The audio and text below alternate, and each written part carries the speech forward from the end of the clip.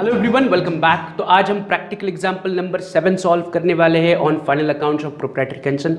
तो पहले पढ़ते हैं क्वेश्चन को, समझते हैं कि उन्होंने क्या दिया है।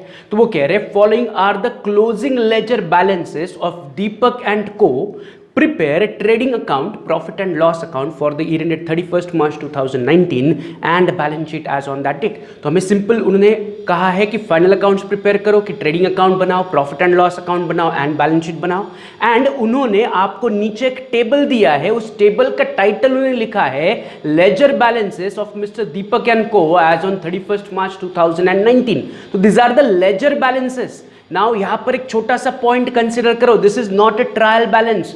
Left side debit, right side credit, ऐसा अजम्पशन दिमाग में मत रखो, क्योंकि very clearly they have mention कि ये लेजर बैलेंसेस है, this is not a trial balance. अगर आप देखोगे तो नीचे टोटल भी नहीं दिए है, ना ही उन्होंने यहां पर डेबिट और क्रेडिट ऐसा स्पेसिफिकली कहा है।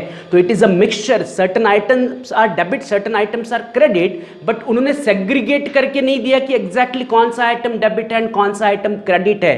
Is it clear? तो they have given you only the ledger balances, उन्हें ट्रायल बैलेंस बना के आपको नहीं दिया है। अगर आपको याद है तो इससे पहले जब भी हमने सम सॉल्व किया था तो आपको ट्रायल बैलेंस दिया जाता था, जिसमें डेबिट आइटम्स या डेबिट अमाउंट सेग्रीगेट की जाती थी, क्रेडिट अमाउंट सेग्रीगेट की जाती थी एंड वो टैली होता था, राइट। तो हम डेबिट के आइटम्स को एसेट या फिर एक्सपेंसेस की तरह ट्रीट करके उसे पोस्ट करते थे, क्रेडिट के आइटम्स को हम इनकम एंड लायबिलिटी ट्रीट करके उसे पोस्ट करते थे in our final accounts format. But यहां पर क्लियरली उन्होंने कहा है this are the ledger balances, this is not a trial balance. Trial balance ledger balances से ही बनता है, बट उन्हें ट्रायल बैलेंस बनाने का कष्ट नहीं किया है। तो क्या हमें ट्रायल बैलेंस बनाने की जरूरत है to solve final accounts? Answer is no. Ledger balances हमारे लिए काफी है। ट्रायल बैलेंस अगर उन्होंने नहीं भी दिया है तो जो हमें चाहिए वो है कि ledger balances they have given only, उन्होंने इन लेजर बैलेंसेस को डेबिट एंड क्रेडिट अलग से सेग्रीगेट करके नहीं दिया है। Is this clear? तो हमें पता है कि जैसे कि बैंक हमें पता है कि एसेट है, बिल पेएबल हमें पता है लायबिलिटी है, फर्नीचर हमें पता है एसेट्स है, कमीशन रिसीव्ड मिला यानी कि हमारे लिए इनकम है। तो बस हम आइटम को पढ़ेंगे एंड फिर अपना दिमाग लगाएंगे कि ये आइटम कहां पर पोस्ट करना है। Is this clear? तो हम क्या करेंगे, इस लेजर बैलेंसेस को बेस लेंगे, प्लस इसके नीचे उन्होंने कुछ एडजस्टमेंट्स दिए, उन्हें बेस लेके फाइनल अकाउंट्स का फॉर्मेट प्रिपेयर करके सम सॉल्व करेंगे। तो पहला स्टेप मैं क्या करूंगा, फॉर्मेट बनाऊंगा। तो मैं फर्स्ट पेज पर आ रहा हूं, मैं trading account and profit and loss account draw कर रहा हूं।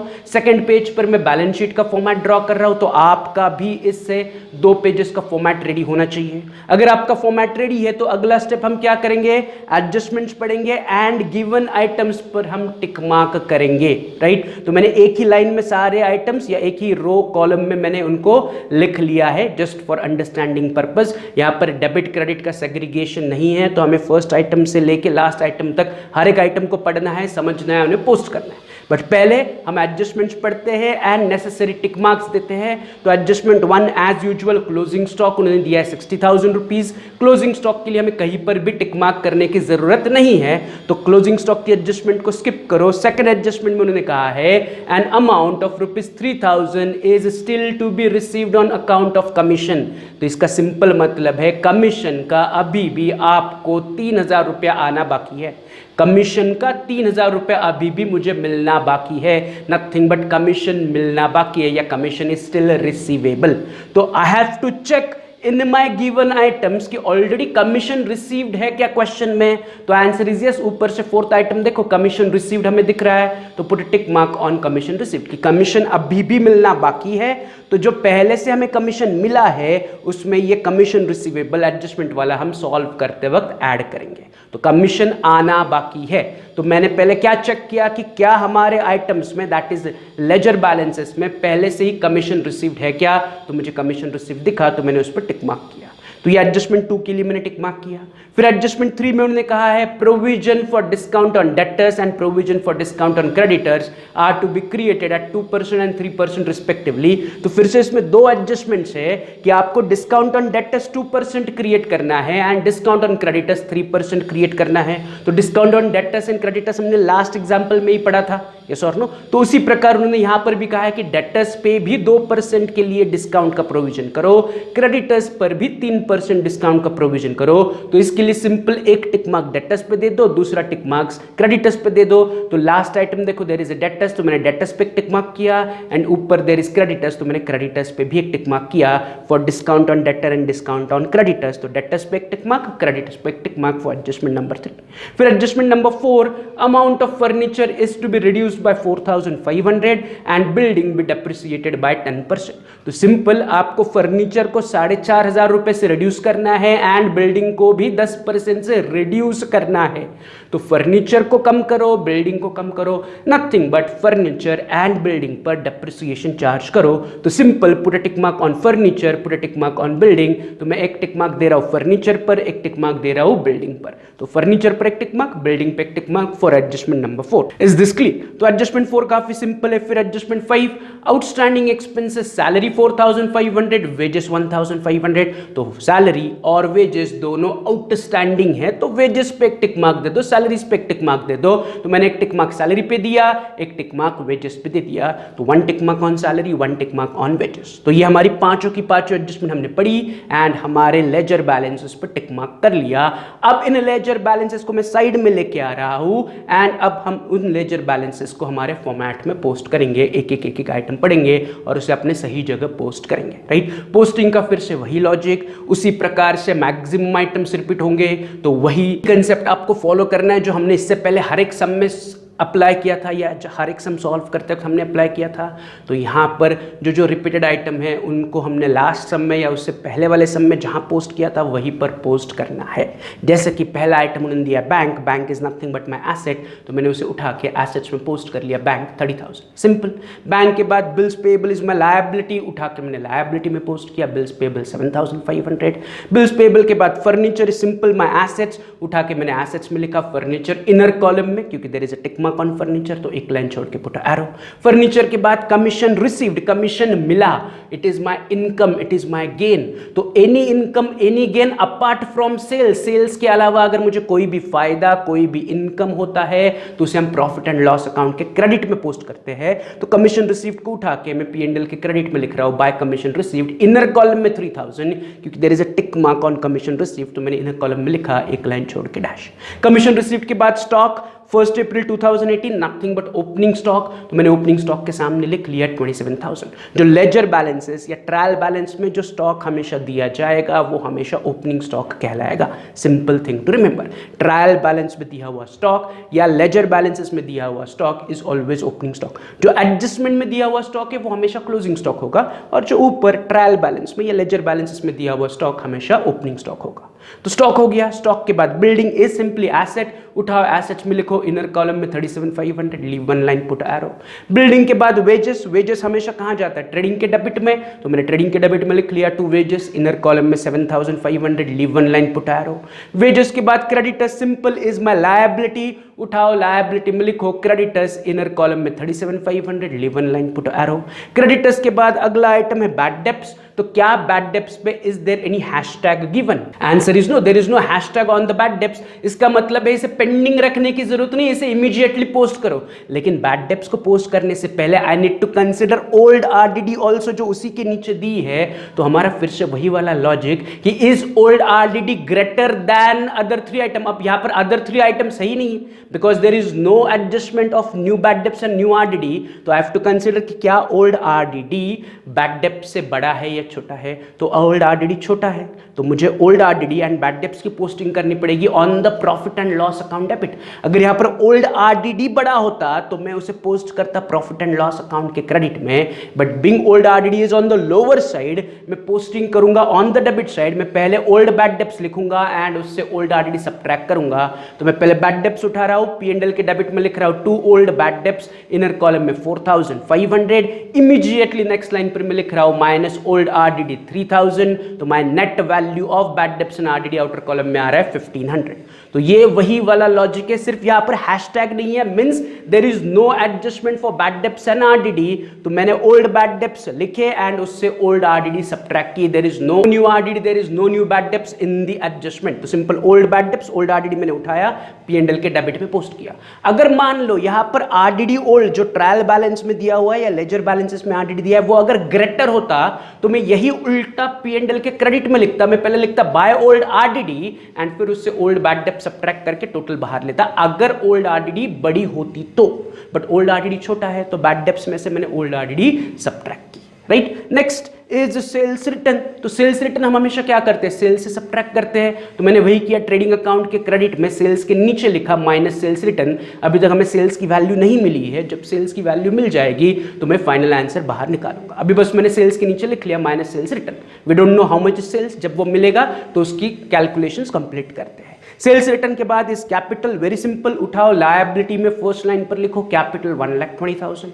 कैपिटल के बाद अगला आइटम देखो क्या दिया है, इंश्योरेंस प्रीमियम। लेकिन इंश्योरेंस प्रीमियम के नीचे ब्रैकेट में उन्होंने कहा है 1 जनवरी 2019 टू 31 दिसंबर 2019, यानी कि आपने इंश्योरेंस प्रीमियम जनवरी 19 से लेके दिसंबर 19 तक का पे किया है। तो यहां पर आपके दिमाग की बत्ती जलनी चाहिए एंड आपके दिमाग में आना चाहिए if there is something information in the bracket, इसका मतलब there is an indirect adjustment given on this item। तो सबसे पहले मैं क्या करूंगा, सबसे पहले इनडायरेक्ट एडजस्टमेंट के लिए अभी थोड़ी देर में क्या करता हूं, इनडायरेक्ट एडजस्टमेंट को साइड में रखता हूं, बस मैं कॉन्सेंट्रेट करता हूं on the item insurance premium. तो my question is insurance premium हम कहां पर रिकॉर्ड करते हैं, ये सिंपली हमारे फॉर्मेट में उसे हम कहां पर पोस्ट करते हैं। तो आंसर इज इंश्योरेंस प्रीमियम हमारा खर्चा है, तो इंश्योरेंस प्रीमियम हम हमेशा प्रॉफिट एंड लॉस अकाउंट के डेबिट में लिखते हैं। तो मैं सबसे पहले क्या कर रहा हूं, इंश्योरेंस प्रीमियम को उठा रहा हूं and profit and loss account के डेबिट में लिख रहा हूं to insurance premium. Inner column में 18,000, इनर कॉलम में मैंने इसलिए लिखा क्योंकि देयर इज इनडायरेक्ट एडजस्टमेंट। अब उस इनडायरेक्ट एडजस्टमेंट के बारे में सोचो कि इनडायरेक्ट एडजस्टमेंट में उन्होंने आपको यह बताया है कि जो आपने इंश्योरेंस प्रीमियम पे किया है वो जनवरी 2019 से लेके दिसंबर 2019 तक का पे किया है। राइट, अब इसका मतलब क्या बनता है, तो टेक अ पॉज, ध्यान से सुनो मैं क्या कह रहा हूं। मुझे बताओ कि हम हमारा फाइनल अकाउंट्स कौन से दिन बना रहे हैं। हम हमारे फाइनल अकाउंट्स बना रहे हैं 31 मार्च 2019। बैलेंस शीट के ऊपर वाली डेट देखो, बैलेंस शीट एज ऑन 31 मार्च 2019। तो हम हमारे फाइनल अकाउंट्स 31 मार्च 2019 के दिन बना रहे हैं। तो इसका सिंपल मतलब है जो इंश्योरेंस प्रीमियम आपने पे किया वो 31 मार्च 2019 तक का जो इंश्योरेंस प्रीमियम है वो इस साल का खर्चा है। बट 31 मार्च 2019 के बाद का अगर इंश्योरेंस प्रीमियम है तो वो इस साल का खर्चा नहीं है, उसे हमें प्रीपेड मान के अगले साल के खर्चे में ट्रांसफर करना पड़ेगा। क्या कह रहा हूं मैं, ध्यान से सुनो।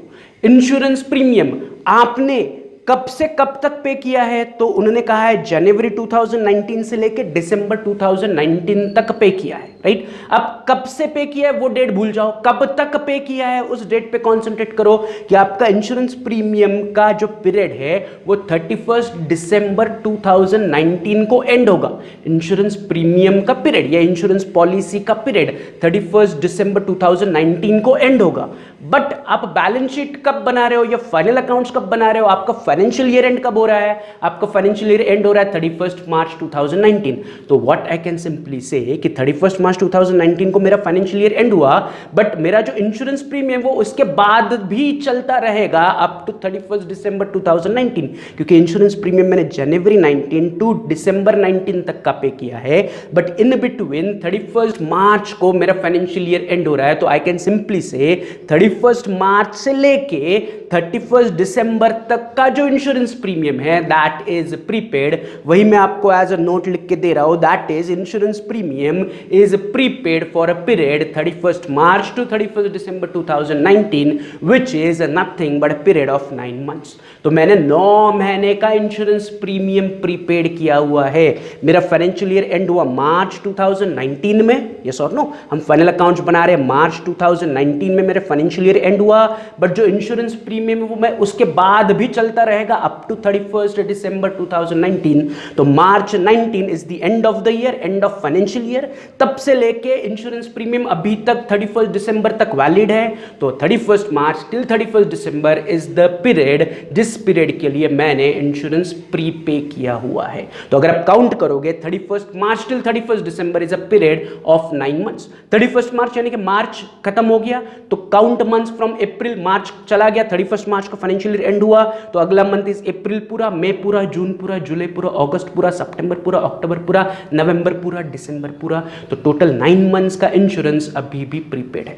तो मुझे क्या करना पड़ेगा, जो 18,000 हमने इंश्योरेंस प्रीमियम पे किया है उसमें से 9 मंथ्स का इंश्योरेंस प्रीमियम अलग करना है एंड उसे प्रीपेड मान के डबल इफेक्ट देना है। इनडायरेक्ट एडजस्टमेंट है तो डबल इफेक्ट देना है। तो द क्वेश्चन इज कि कितना 9 मंथ का अगर इंश्योरेंस है तो वो कितना, तो उसके लिए एक छोटा सा हम वही कैलकुलेशन करेंगे हमेशा का, क्रॉस मल्टीप्लिकेशन वाला।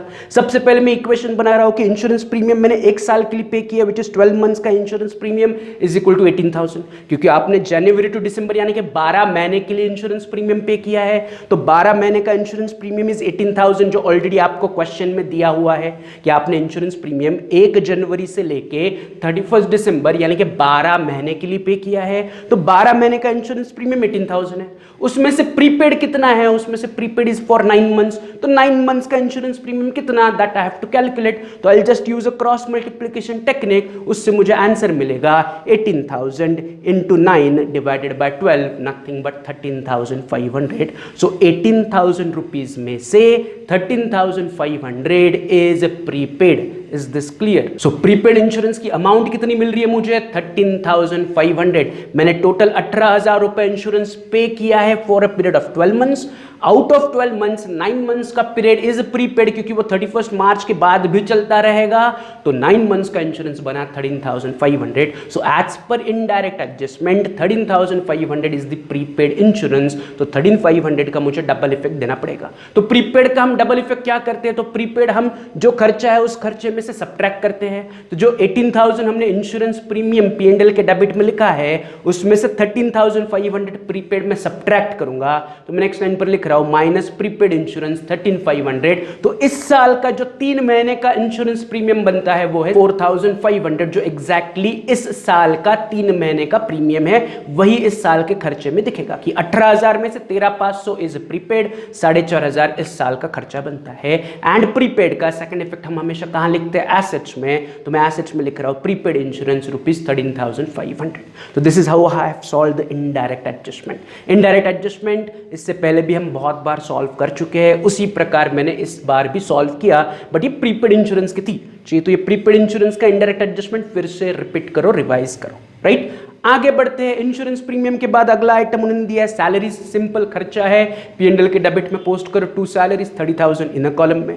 सैलरीज के बाद बैंक लोन, बैंक से कर्जा लिया इज माय लायबिलिटी, हमने कर्जा लिया तो इट बिकेम माय लायबिलिटी, तो मैं लायबिलिटी में पोस्ट कर रहा हूं बैंक लोन 30,000। बैंक लोन के बाद अगला आइटम है सन्ड्री एक्सपेंस, तो छोटा मोटा खर्चा सन्ड्री एक्सपेंस। अब यहां पर आपको कल वाला कंसेप्ट याद होना चाहिए जिसमें हमने ट्रेड एक्सपेंसेस सन्ड्री एक्सपेंसेस को डिस्कस किया था। मैंने तब क्या कहा था, अगर आपको ट्रेड एक्सपेंसेस दिखे तो चेक करो सन्ड्री एक्सपेंसेस है या नहीं।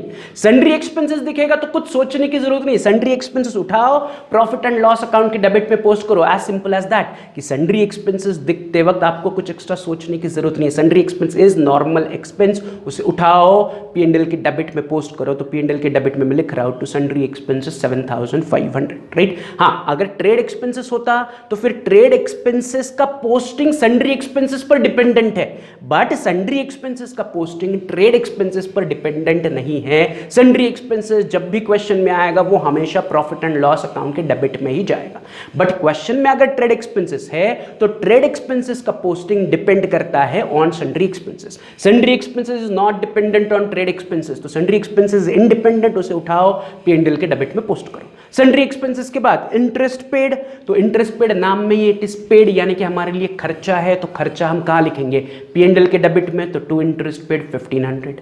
इंटरेस्ट पेड के बाद मशीनरी सिंपल एसेट है, उठाओ एसेट्स में लिखो मशीनरी 25,500। मशीनरी के बाद सेल्स, पता है कहां जाएगा, ट्रेडिंग के क्रेडिट में, उठाओ ट्रेडिंग के क्रेडिट में लिखो बाय सेल्स 96,000, उसमें से सेल्स रिटर्न सब्ट्रैक्ट करो, नेट सेल्स बाहर बचेगा 94,500। सेल्स के बाद अगला आइटम है परचेसेस, तो परचेसेस जब भी दिखेगा हमें चेक करना पड़ेगा is there any purchase return, तो यस एक ही लाइन छोड़ के अगला परचेस रिटर्न है, तो हमारा हमेशा का पोस्टिंग परचेसेस में से परचेस रिटर्न सब्ट्रैक्ट करेंगे, तो परचेसेस लिख रहा हूं मैं 42,000, उसमें से मैं परचेस रिटर्न सब्ट्रैक्ट कर रहा हूं 3,000, so net purchases outer column में आ रहे हैं 39,000, so purchase minus purchase return as usual हम जैसे करते हैं वैसे ही मैंने सॉल्व किया।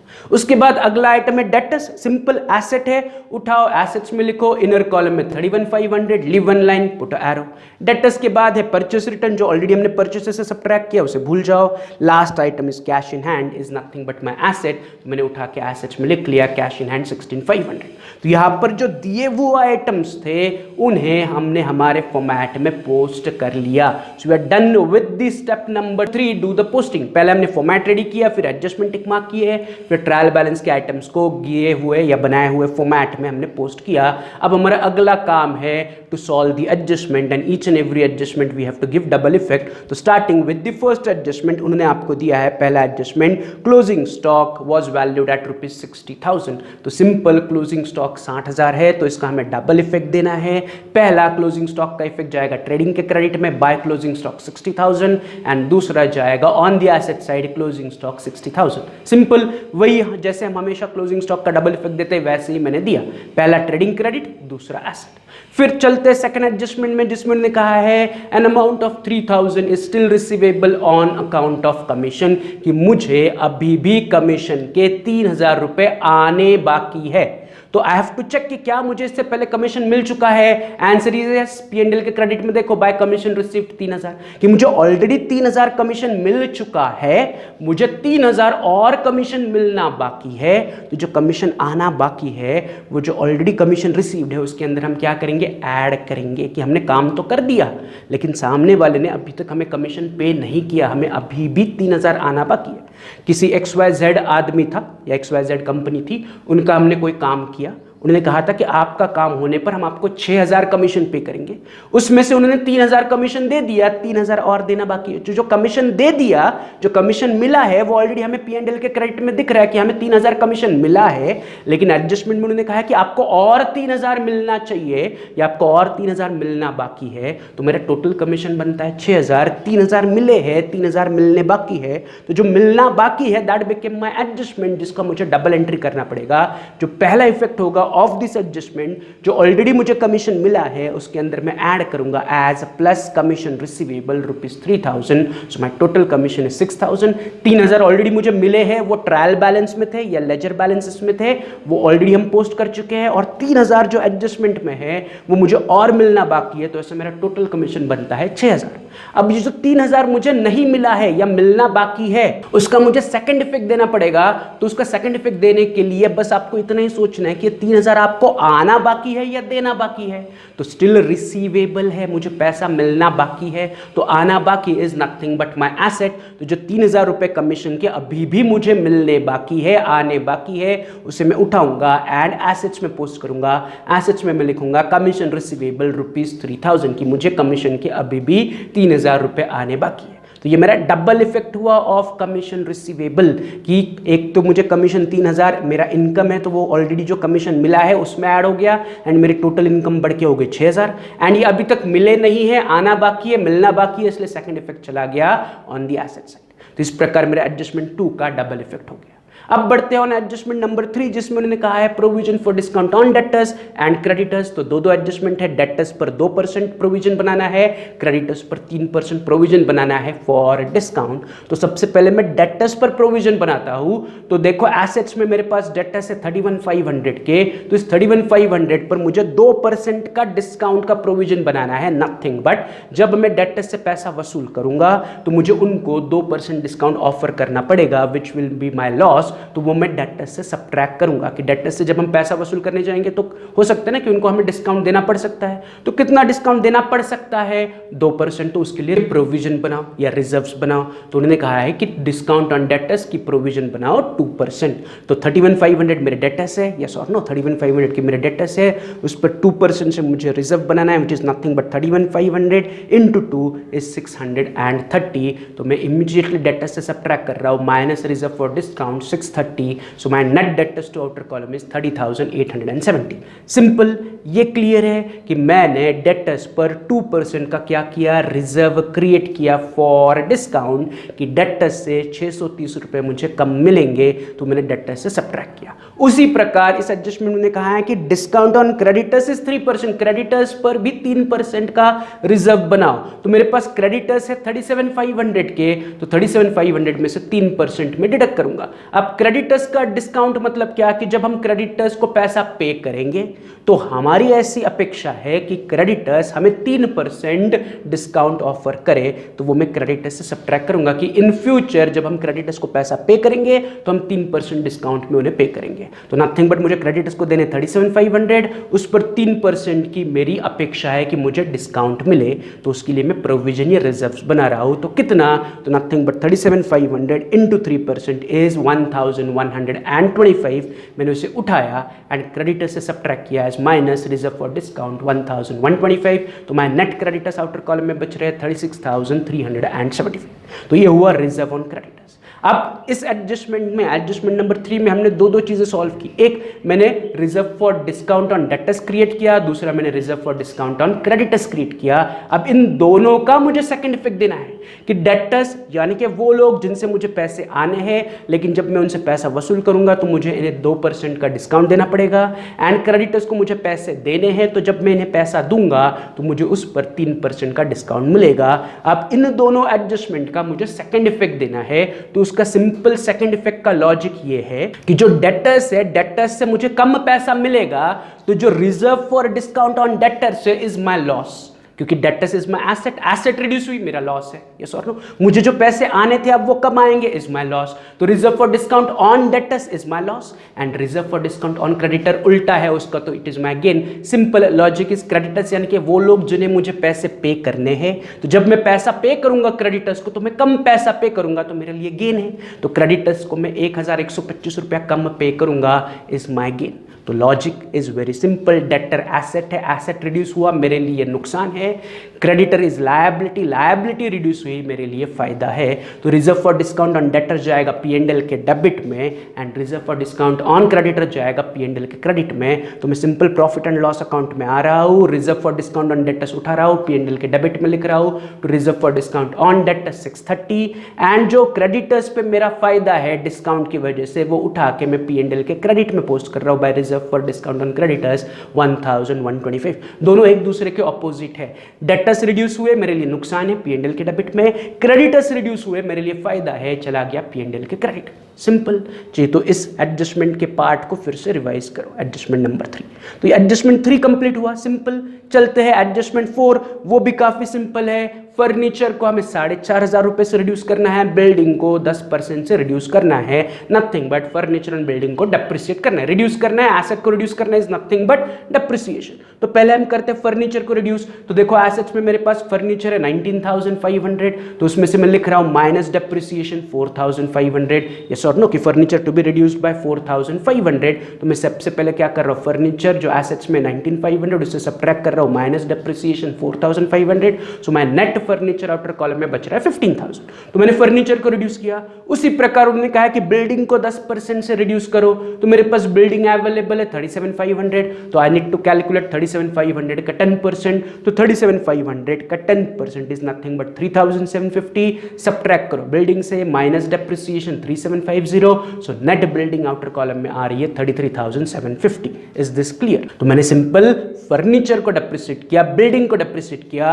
अब इन फर्नीचर एंड बिल्डिंग के डेप्रिसिएशन का मुझे सेकंड इफेक्ट देना पड़ेगा। तो बिल्डिंग एंड फर्नीचर जब भी रिड्यूस होता है तो हमारे लिए होता है नुकसान। यस और नो, डेप्रिसिएशन हमारे लिए हमेशा लॉस है, तो लॉस को हम हमेशा रिकॉर्ड करते हैं P&L के डेबिट में। तो इन दोनों डेप्रिसिएशन को उठा के मैं P&L के डेबिट में पोस्ट करूंगा। सबसे पहले मैं लिखूंगा टू डेप्रिसिएशन, अंडरलाइन करके फर्नीचर 4,500, बिल्डिंग 3,750, दोनों का टोटल आउटर कॉलम में 8,250। कि टोटल डेप्रिसिएशन की वजह से मेरा लॉस हुआ 8,250 का। तो एडजस्टमेंट 4 का पहला इफेक्ट मैंने दोनों एसेट से सब्ट्रैक्ट किया एंड फिर मैंने खर्चे में P&L के डेबिट में लिख लिया। So we are done with adjustment 4। Adjustment 4 के बाद last adjustment number 5, outstanding expenses salaries and wages. ये भी सिंपल एडजस्टमेंट है कि सैलरीज भी आउटस्टैंडिंग है, वेजेस भी आउटस्टैंडिंग है, तो जो जो आउटस्टैंडिंग है वो उन आइटम में ऐड करेंगे। सैलरी आउटस्टैंडिंग है तो सैलरी में ऐड करो, वेजेस आउटस्टैंडिंग है तो वेजेस में ऐड करो। तो सबसे पहले मैं सैलरी के 4,500 उठा रहा हूं एंड सैलरी में ऐड कर रहा हूं plus outstanding salary 4,500। So my total salary outer column में आई 34,500। सेम वे मैंने वेजेस के 1,500 उठाया है, उसे वेजेस में ऐड किया plus outstanding 1,500। So my total wages outer column में आया 9,000। तो ये पहला इफेक्ट है, आउटस्टैंडिंग सैलरी सैलरी में ऐड किया, आउटस्टैंडिंग वेजेस वेजेस में ऐड किया। अब outstanding wages and outstanding salary का मुझे सेकंड इफेक्ट देना पड़ेगा। आउटस्टैंडिंग का मतलब है देना बाकी है, तो इट इज माय लायबिलिटी। तो आउटस्टैंडिंग सैलरी एंड वेजेस को मैं उठा रहा हूं एंड लायबिलिटी में पोस्ट कर रहा हूं। मैं लायबिलिटी में लिख रहा हूं आउटस्टैंडिंग एक्सपेंसेस अंडरलाइन करके सैलरी 4,500, वेजेस 1,500, दोनों मिला के आउटर कॉलम में 6,000। वेजेस एंड सैलरी मिला के टोटल 6,000 रुपये आउटस्टैंडिंग है। तो ये हमारा एडजस्टमेंट 5 का डबल इफेक्ट हुआ, पहले वेजेस में ऐड किया, सैलरी में ऐड किया एंड दोनों का सेकंड इफेक्ट मैंने लायबिलिटी में दे दिया। सो यहां पर हमारी एडजस्टमेंट 5 एंड उसी के साथ साथ we are done with all the adjustment. अब सिंपल हम क्या करेंगे, एक एक करके बुक्स ऑफ अकाउंट्स को क्लोज करेंगे एंड बैलेंस शीट टैली करेंगे। बट पहले आप करो, वीडियो को इमीडिएटली पॉज करो, आप बाकी का बचा हुआ कैलकुलेशंस जो कि है ट्रेडिंग अकाउंट को क्लोज करना, P&L अकाउंट को क्लोज करना एंड बैलेंस शीट को टैली करना, खुद से ट्रैक करो। फिर वीडियो का अगला पार्ट प्ले करके देखो आपका आंसर और मेरा आंसर सेम है या नहीं। तो अगर मैं ट्रेडिंग अकाउंट को क्लोज करता हूं तो ट्रेडिंग अकाउंट को बैलेंस करने पर मुझे मिल रहा है ग्रॉस प्रॉफिट एज 79,500। फिर से ट्रेडिंग अकाउंट का क्रेडिट साइड बड़ा है, डेबिट साइड छोटा है, तो मुझे ग्रॉस प्रॉफिट मिल रहा है 79,500। तो मैंने उसे कहा gross profit carried down and gross profit carried down को उठा के P&L के क्रेडिट में फर्स्ट लाइन पर मैं लिखूंगा by gross profit brought down 79,500। तो ग्रॉस प्रॉफिट मिला, उसे मैंने कैरी किया P&L के क्रेडिट में। अब फटाफट मैं P&L अकाउंट को भी बैलेंस करूंगा। तो अगर आप P&L अकाउंट को बैलेंस करते हो तो आपको P&L अकाउंट में बैलेंसिंग फिगर मिल रहा है on the debit side which is nothing but net profit.